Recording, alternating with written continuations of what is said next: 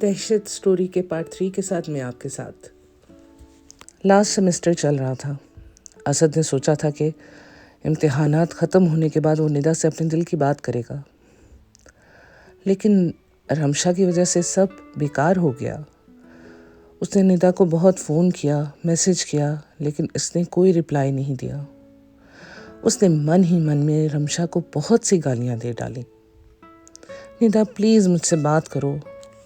उसने message type किया और सेंड कर दिया। ब्लू टिक आते ही वो खुशी से नाचने लगा। निदा ने उसका मैसेज सीन कर लिया था। कहो क्या कहना है? सॉरी। तुम क्यों सॉरी कर रहे हो? इसमें तुम्हारी कोई गलती नहीं। फिर भी मुझसे नाराज़ हो, अगर मेरी कोई गलती नहीं तो मुझसे बात करो। ठीक है, कल कॉलेज में बात करेंगे। वो ऑफलाइन हो गई, लेकिन उसे इतनी तो तसल्ली थी कि इसने उससे बात कर ली। वो अब आराम से सो सकता था।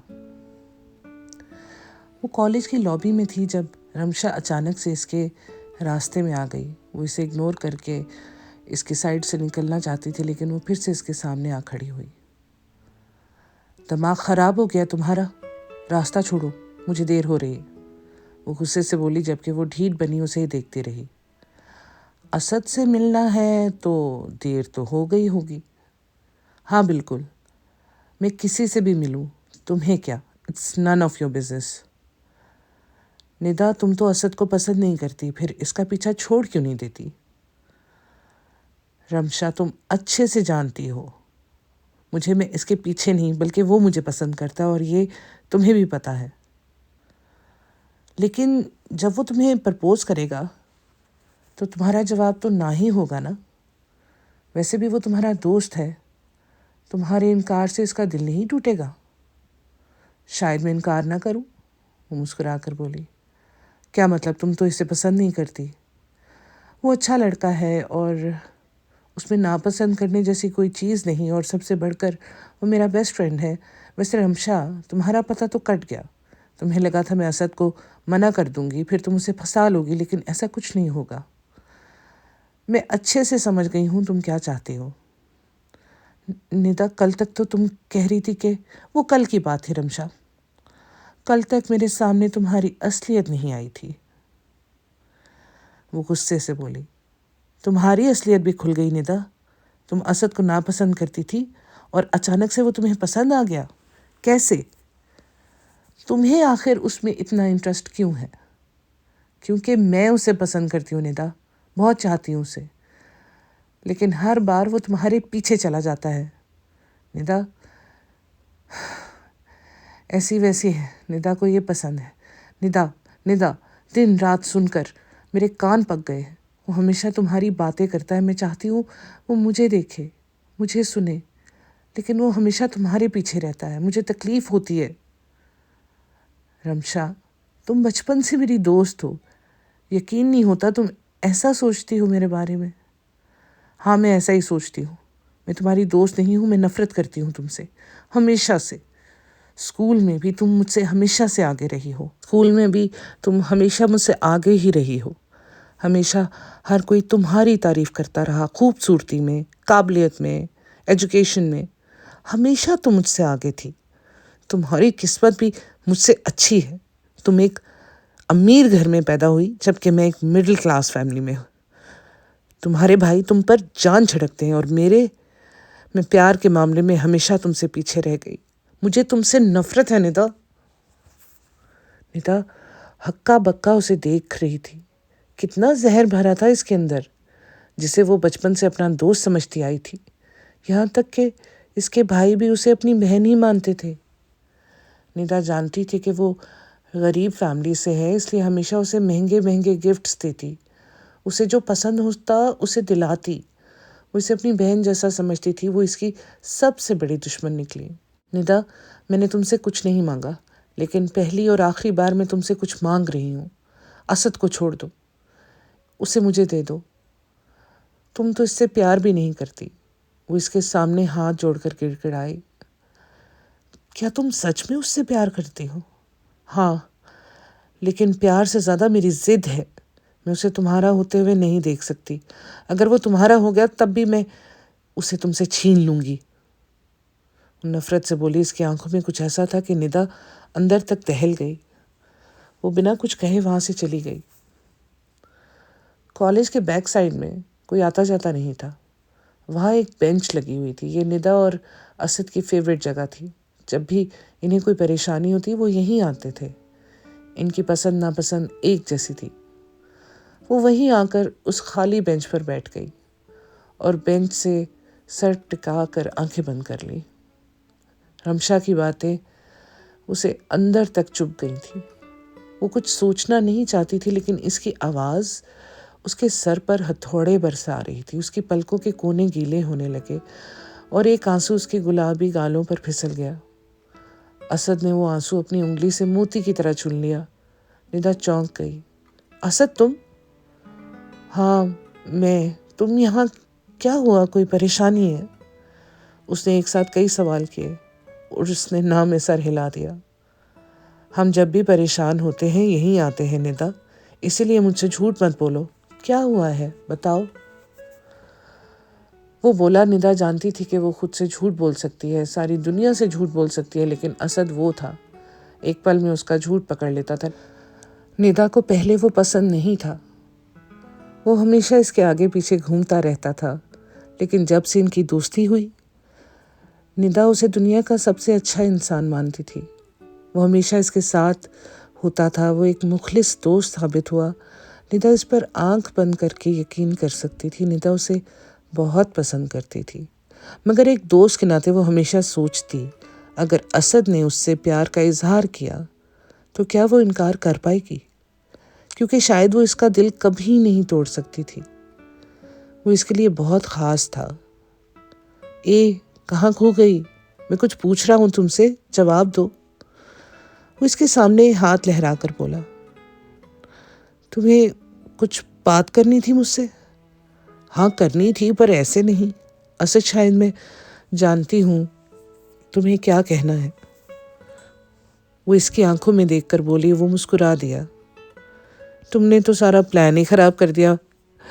मुझे कब से इंतज़ार था इस दिन का कि मैं तुमसे कहूँगा कि असद मैं तुमसे प्यार नहीं करती, मैं तुम्हें सिर्फ बेस्ट फ्रेंड मानती हूँ, इससे ज़्यादा कुछ नहीं।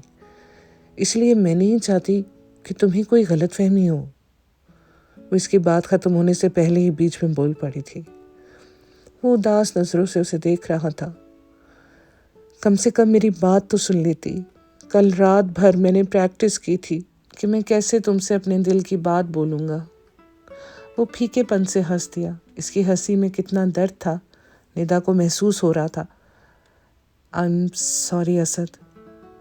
तुम क्यों माफ़ी मांग रही हो? गलती मेरी है, मैंने ही तुमसे प्यार किया है निदा। मुझे लगा था शायद तुम मेरे प्यार का मान रख लो, शायद तुम मेरे प्यार को अपना लो, लेकिन मैं गलत था। असद मैं तुम्हें हर्ट नहीं करना चाहती थी। तुम प्लीज़ मुझसे नाराज़ मत होना। तुम मेरे सबसे अच्छे दोस्त हो। मैं तुम्हें खोना नहीं चाहती। वो उठकर जाने लगा था। निदा ने जल्दी से इसका हाथ थामकर रोक लिया। इसकी आंखों में उसे खो देने का डर साफ दिख रहा था। असद वापस बैठ गया। मैं तुमसे नाराज़ नहीं हूँ निदा, तुमने ठीक नहीं किया मेरे साथ। आखिर कोई तो वजह होगी इनकार की। क्या मैं इतना बुरा हूँ? नहीं, तुम बहुत अच्छे हो असद, तभी तो तुम मेरे दोस्त हो। मैं बस चाहती हूँ कि हमेशा दोस्त रहें, और मैं दुआ करूँगी कि तुम्हें मुझसे भी अच्छी लड़की मिले और तुम्हारी उससे शादी हो। वो बोली जबकि असद फीकेपन से मुस्कुरा दिया। निदा ने पलकें झुका ली। वो इसे हसरत से देखता रहा और इसका हाथ अपनी हथेली में थाम कर बोला, ठीक है, हम हमेशा साथ रहेंगे, बेस्ट फ्रेंड बनकर। तुम्हें जब भी मेरी ज़रूरत होगी अपने पास पाओगी। वो मुस्कुरा दिया। निदा भी हल्का सा मुस्कुरा दी। इस वक्त निदा को वो दुनिया का सबसे अजीम इंसान लग रहा था, जो उसकी खुशी के लिए कुछ भी कर सकता था। कांच टूटने की आवाज़ सुनकर वो अपने प्रेजेंट में लौट आई। आवाज़ सारा के कमरे से आई थी। वो जल्दी से दरवाज़ा खोलकर बाहर निकली। इमरान भी इस वक्त बाहर निकला। दोनों एक साथ सारा के कमरे में पहुंचे। क्या हुआ सारा, तुम ठीक तो हो ना? वो दोनों एक साथ बोले, फिर एक दूसरे की शक्ल देखने लगे। हाँ मैं ठीक हूँ, बस ये ग्लास हाथ से छूट गया था। इसने ग्लास के बिखरे टुकड़ों की तरफ इशारा किया। मैं इसे उठाती हूँ, तुम झाड़ू लेकर आओ। वो टूटी हुई किरचियाँ समेटते हुए बोली। सारा चली गई। इमरान भी जाने लगा। एक टुकड़ा उसकी उंगली के पूर में धंस गया था और तेजी से खून निकल रहा था। इमरान ने जल्दी से वो टुकड़ा इसकी उंगली से निकाला और अपने रुमाल से खून रोकने की कोशिश करने लगा। ध्यान से नहीं कर सकती थी, इतना ज़्यादा कट गया है, वो फिक्रमंदी से बोला और बैंडेज लगाने लगा। आपको क्या, कौन सा आपको मेरी फिक्र है, वो शिकायती लहजे में बोली। उसकी तरफ देखकर मुस्कुरा दिया। निदा, तुम मेरा गुस्सा अपनी बेचारी उंगली पर क्यों निकाल रही हो?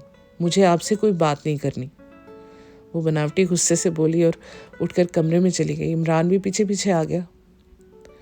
निदा देखो, मैं तुमसे गुस्सा नहीं हूँ, मैं बस चाहता हूँ कि तुम मुझसे कुछ ना छुपाओ, और याद रखो मुझे तुम पर पूरा यकीन है।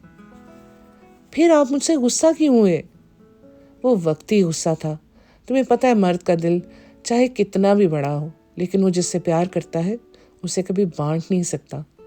वो इंसान उसे हमेशा पूरा चाहिए होता है, और तुम भी मेरे लिए वही हो। मुझे लगा शायद तुम्हारी ज़िंदगी में पहले से कोई है, इसलिए मैं डर गया था, लेकिन मैं समझ गया हूँ कि वो तुम्हारा माजी था और मैं तुम्हारा प्रेजेंट हूँ। इमरान, थैंक्स मुझ पर यकीन करने के लिए। रमशा ने जैसा कहा वैसा कुछ भी नहीं है, हम सिर्फ अच्छे दोस्त थे। वो मेरा बेस्ट फ्रेंड है और कुछ भी नहीं। उसने शुरू से आखिर तक इमरान को सारी बात बता दी। अब कहाँ है वो? पता नहीं, वो धीरे से बोली और अपने आंसू रोकने की कोशिश करने लगी। क्या मतलब? ये भी रमशा की मेहरबानी है, वो ठंडी सांस भरकर बोली और सब बताने लगी। कॉलेज में फेयरवेल पार्टी थी। सब अपने ग्रुप्स के साथ थे। कोई रो रहा था, किसी के चेहरे पे मुस्कान थी। वो सबसे दूर खड़ा निदा को देख रहा था। वो आलिया के साथ बात करने में लगी हुई थी। रमशा से इन तीनों ने दोस्ती ख़त्म कर ली थी, फिर भी वो असद के आसपास मंडलाती रहती थी। वो निदा को देखे जा रहा था। निदा ने भी उसकी नज़रों को महसूस कर लिया था, लेकिन फिर भी वो अनजान बन रही थी। वो इसके पास आकर खड़ी हो गई।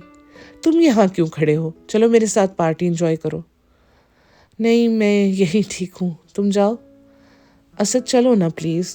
वो ज़बरदस्ती उसे पार्टी में ले आई। फिर सिंगिंग कंपटीशन शुरू हुआ। निदा और असद की टीम का स्कोर सबसे ज़्यादा था। जीतने वाले को बहुत सारे गिफ्ट्स मिलने थे और आखिर वही दोनों जीते। असद ने सारे गिफ्ट्स उसे दे दिए।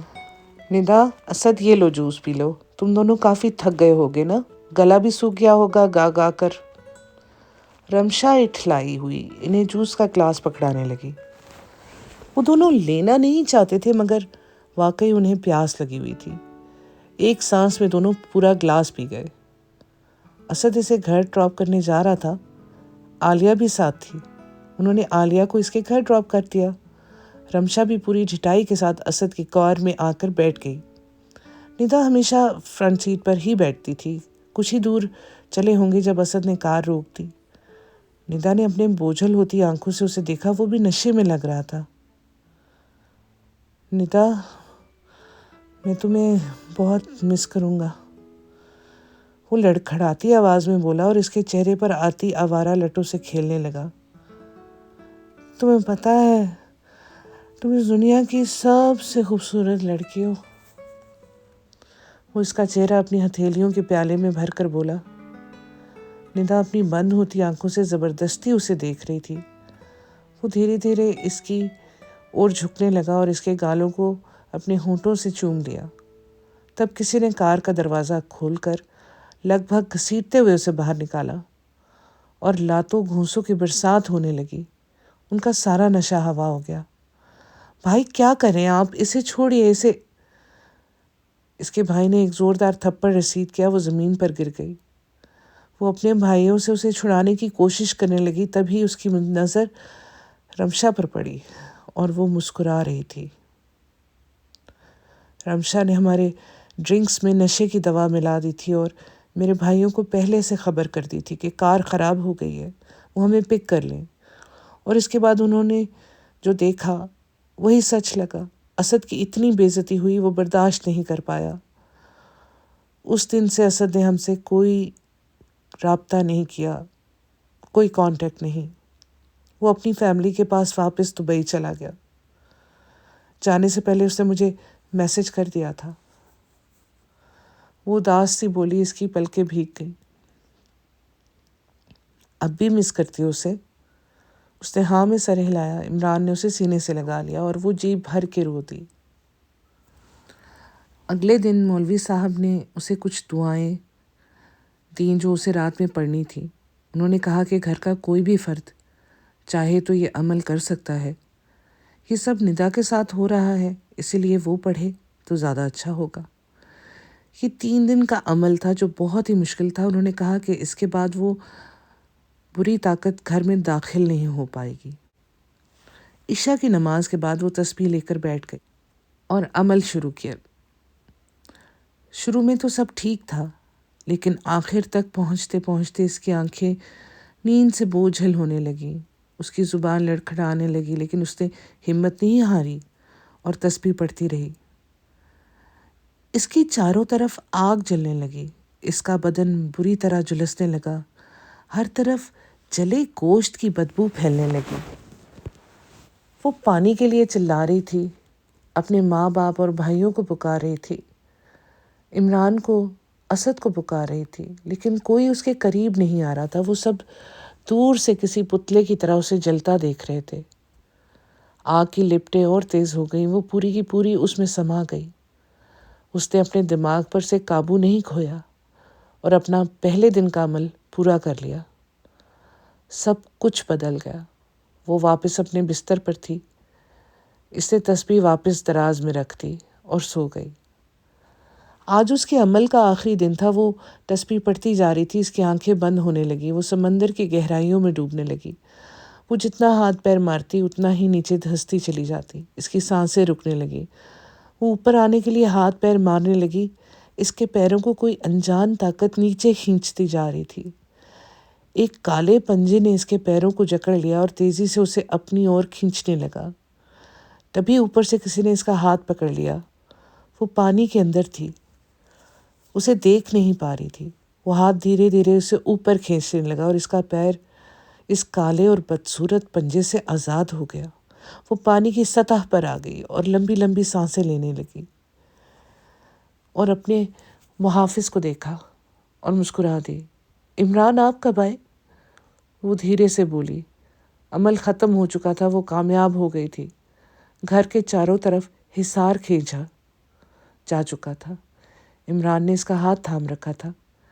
मैं तो कब से यही हूँ। मुझे लगा शायद तुम्हें मेरी ज़रूरत होगी। उसके सर को सहलाते हुए बोला। वो इसके कंधे से टिक गई और आंखें बंद कर ली। इमरान, हाँ बोलो। आप हमेशा मेरे साथ रहेंगे ना? जैसे असद ने मुझे छोड़ दिया वैसे ही आप मुझे छोड़कर चले गए तो? बिल्कुल भी नहीं। मैं हमेशा तुम्हारे पास रहूँगा। जब भी तुम्हें मेरी ज़रूरत होगी मुझे अपने पास पाओगी। वो बोला और उसे सीने से लगा लिया। निदा मुस्कुरा दी। इसे इमरान पर पूरा यकीन था। उसे असद याद आ गया। सालों पहले उसने भी तो यही कहा था। पता नहीं अब वो कैसा होगा, क्या करता होगा, उसे याद भी करता होगा या भूल गया होगा। इसके मन में कई सवाल थे और इमरान के सीने से लगकर उसने आंखें मूंद ली। आज इमरान का कोई दोस्त आने वाला था।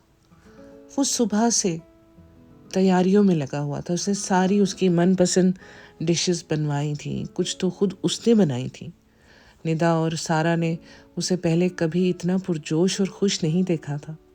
वो दोनों बड़ी बेसब्री से इस ख़ास दोस्त का इंतज़ार कर रही थी। वो तीनों तैयार होकर इसका इंतज़ार कर रहे थे। उसे ज़्यादा बात करना पसंद नहीं, इसीलिए मैं फिर से तुम दोनों को वार्न कर रहा हूँ कि फालतू बकवास मत करना उससे। और सारा, स्पेशली तुम इस बात का ख्याल रखना।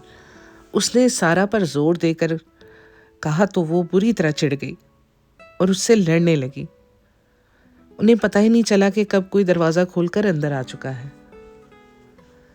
वैसे भाई अपने इस खास दोस्त को बताया कि हमारे घर में क्या हो रहा है, कहीं ऐसा ना हो कि कोई भूत देखकर उनकी सूसू निकल जाए।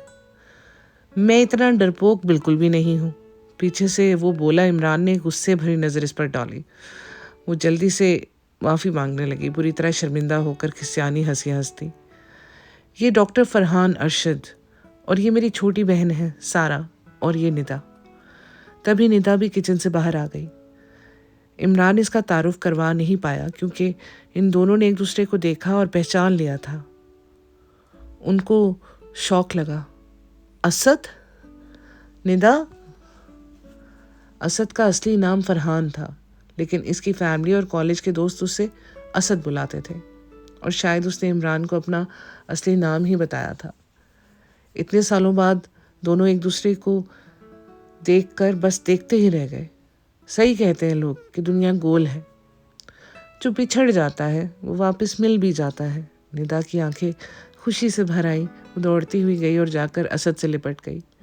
इमरान और सारा एक तरफ खड़े नहीं देख रहे थे, पता नहीं क्यों, लेकिन निदा उससे लिपट कर रो रही थी। ये बात इमरान को पसंद नहीं आई। उसने अपनी मुट्ठियां भींच ली। ये मेरी होने वाली फियांसे है निदा। वो जानता था कि तारीफ की कोई ज़रूरत नहीं, फिर भी उसने फियांसे पर जोर देकर कहा। वो दोनों एक दूसरे से अलग हुए। सारा ने बेयकीनी से अपने भाई को देखा। उसे इन पर शक तो था, लेकिन इतनी जल्दी वो इसे अपनी फियांसे बना लेगा, इसने सोचा नहीं था।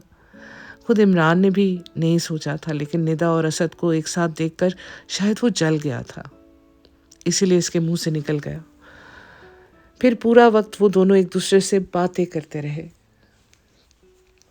ऐसा लगता था जैसे वो इमरान और सारा को भूल बैठे हों। भाई आपने तो कहा था आपके दोस्त को ज्यादा बात करना पसंद नहीं, वो तो नॉन स्टॉप बोले जा रहा है। सारा इससे बोली। इसने कोई जवाब नहीं दिया। मैं खाना लगवाता हूँ, मुझे लगता है तुम थक गए होगे, तुम्हें शायद भूख लगी होगी, वो बोला और सारा को उठने का इशारा किया। आप दोनों बात कीजिए, मैं और सारा खाना लगाते हैं, वो जल्दी से बोली। वो इमरान के बदले रवैये को समझ गई थी, लेकिन ये सच था कि वो अपने बेस्ट फ्रेंड को पाकर बहुत खुश थी। उसने सपने में भी नहीं सोचा था कि वो इसे इस तरह मिल जाएगा। खाने से फारिग होकर इन सब ने थोड़ी बातें की, लेकिन इमरान थक गया हूँ कहकर उठ गया और सोने जाने लगा। मजबूरन असद को भी उठना पड़ा। वो इसकी बेस्ट फ्रेंड थी, लेकिन वो समझ गया था कि इमरान को इनका बात करना पसंद नहीं, इसलिए वो भी गुड नाइट बोलकर उठ गया और अपने कमरे में आ गया। इमरान ने गेस्ट रूम इसके लिए ठीक करवाया था। वो अपने बिस्तर पर आकर लेट गया, लेकिन नींद इसकी आंखों से कोसों दूर थी। वो सोने की तैयारी कर रहा था जब इसके दरवाजे पर नॉक हुई। उसे लगा शायद निदा है। कम इन, वो बोला और बिस्तर ठीक करने लगा। भाई मुझे आपसे एक बात करनी थी। बोलो। आपने कहा कि निदा, क्या आपने अम्मी अब्बू से बात की? वो इसकी साइड पे बैठ गई। वो कुछ देर बाद बोला, नहीं। फिर आपने क्यों कहा कि वो आपकी फियांसे है? अगर अम्मी अब्बू तैयार नहीं हुए तो फिर आप क्या करेंगे? वो मेरे पेरेंट्स हैं, मुझे उन पर पूरा यकीन है, वो मान जाएंगे। और निदा, क्या इसके पेरेंट्स मान जाएंगे? वो बोली तो इमरान सोच में पड़ गया। उन्हें मानना पड़ेगा। अगर नहीं माने तब भी मैं निदा से ही शादी करूंगा। मैं उसे खो नहीं सकता, किसी कीमत पर नहीं। उसका लहजा यकीन से भरा था। सारा मुस्कुरा दी। निदा बहुत लकी है कि उसे आप मिले, वो मुस्कुराते हुए बोली तो इमरान ने शफकत से इसके सर पर हाथ फेरा। वो सब मूवी देखकर वापस आ रहे थे जब निदा सीढ़ियों से गिर गई। इसका पाँव फ्रैक्चर हो गया था। डॉक्टर ने उसे बेड रेस्ट बता दिया था। दवा के असर में वो सो गई थी, बाकी सब भी थके हुए थे, जल्दी सो गए। जब से असद आया था उनकी हर रोज पार्टी होती थी। इमरान अब ठीक हो गया था। वक्ती जलन थी जो अब ख़त्म हो चुकी थी। एक तरफ उसका बेस्ट फ्रेंड था, दूसरी तरफ इसकी मोहब्बत। वो दोनों को नहीं छोड़ सकता था। वैसे भी असद की फीलिंग्स शायद बदल गई थी, या शायद इन कुछ सालों में वो इसके बिना रहना सीख चुका था। आधी रात को असद की आंख एक झटके से खुल गई। इसने शायद कोई आवाज़ सुनी थी। वो जल्दी से बाहर निकला। सारा भी उसी वक्त बाहर निकली। दोनों ने एक साथ दरवाज़ा खोला। आपने कुछ सुना? सारा ने डरते डरते पूछा। उसने हाँ में सर हिलाया। फिर उन्हें पता चल गया कि उन्होंने क्या सुना था। दरवाज़ा बुरी तरह झंझोड़ा जा रहा था, जैसे कि अभी टूट जाएगा। असद ने सवालिया नज़रों से इसकी तरफ देखा और दरवाजे की तरफ बढ़ने लगा। सारा ने जल्दी से इसका हाथ पकड़ लिया। इसे इन सब चीज़ों पे यकीन नहीं था, लेकिन सारा के कहने पर इसने दरवाजे के नीचे से झांक कर देखा। वहाँ कोई नहीं था और दरवाज़ा बदस्तूर पीटा जा रहा था। वो हैरत से सारा को देख रहा था। सारा मुस्कुरा दी। ये सब क्या है? आखिर हो क्या रहा है? उसे अपनी आंखों पर यकीन नहीं आ रहा था। हम सब इसके आदी हो गए हैं। पिछले कुछ दिनों से हर रोज़ हमें हॉरर सीन देखने को मिलते हैं। अगर हमारी ज़िंदगी पर हॉरर मूवी बने तो सुपर हिट हो जाएगी।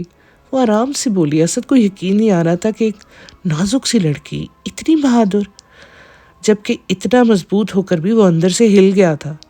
ये अलग बात थी कि इसने सारा के सामने जाहिर नहीं होने दिया। आखिर उसे अपनी इज्जत भी बचानी थी।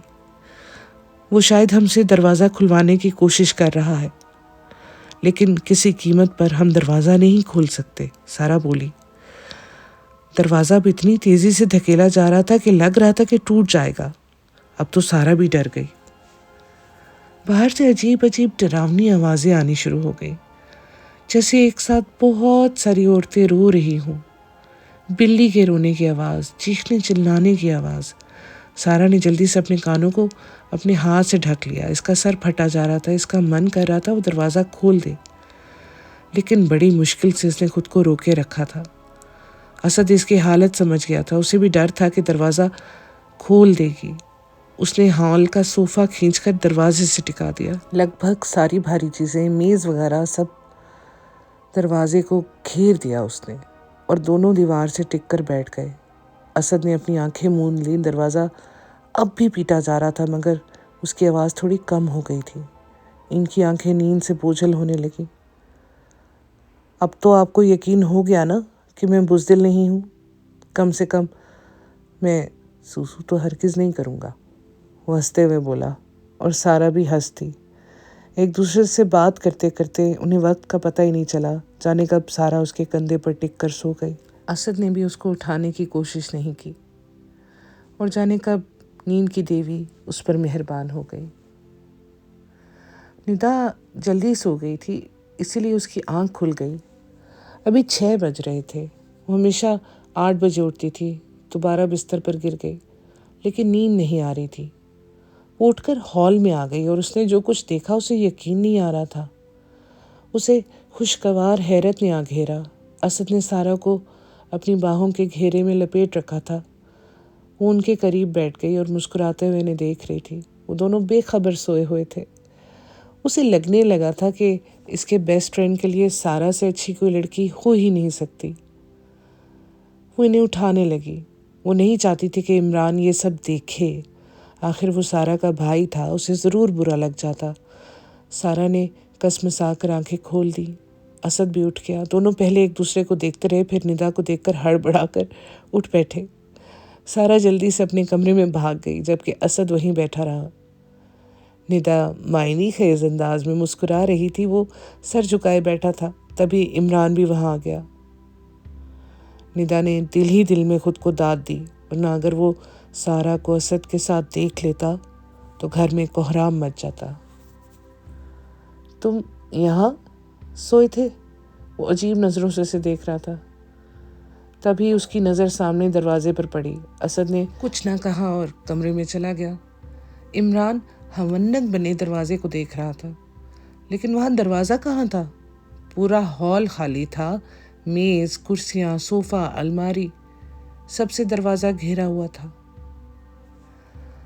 अब तो बताओ हुआ क्या था? इमरान ने पूछा। असद ने रात जो कुछ हुआ बता दिया। वो सब सोच में पड़ गए। फिर असद और इमरान ने मिलकर सारा कबाड़ हटाया और फिर से सारा सामान ठीक किया।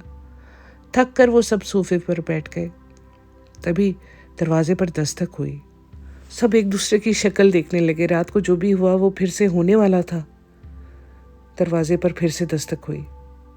अब क्या करें? इमरान, क्या वो फिर से आ गया? उसने डरते डरते पूछा। दूध वाला साहब। बाहर से किसी ने हाँक लगाई और दरवाज़ा लगभग तोड़ने लगा।